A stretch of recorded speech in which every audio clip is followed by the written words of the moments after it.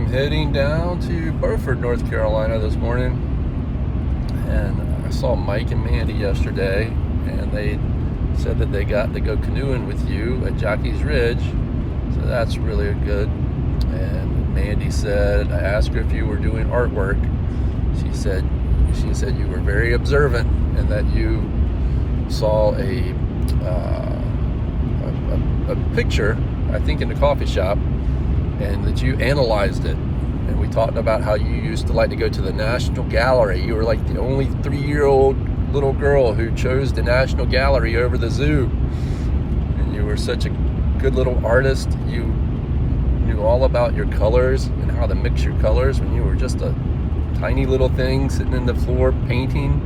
So keep up the good work on your art. That's a very wonderful skill and talent and passion to have. Art allows you to express a lot of your emotions, and those kinds of things like painting and music and those different kinds of things, they allow people to take their feelings and turn them into ideas. And that's one of the beautiful things about art. And it also allows not only for you to get your feelings out. A lot about art is combining your feelings with your imagination, but then it's also transferring that to other people, because then other people look at the art and they're inspired by it and they get a feeling from it, and it's a form of communication that people really love.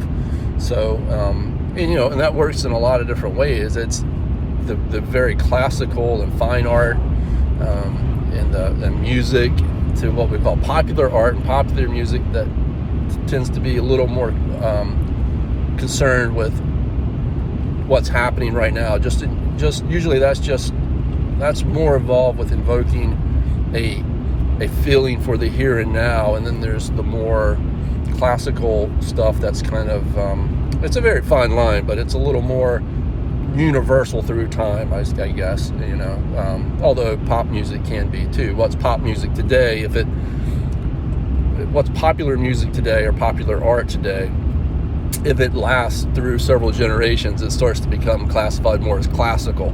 So everything, almost, not all everything, but things kind of start off as popular, and then if they hang on long enough, they become classical. It's kind of how that works. It's not exactly, you probably won't get an A if you write that on your paper that way, but that's kind of what happens with time.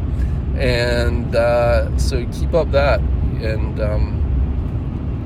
you always had the most, your artist Grammy had that ability to just really see colors and everything, so you can do that. And then there's also commercial art, so you do the same thing to get people's emotions about a commercial, a product or a service or something like that too.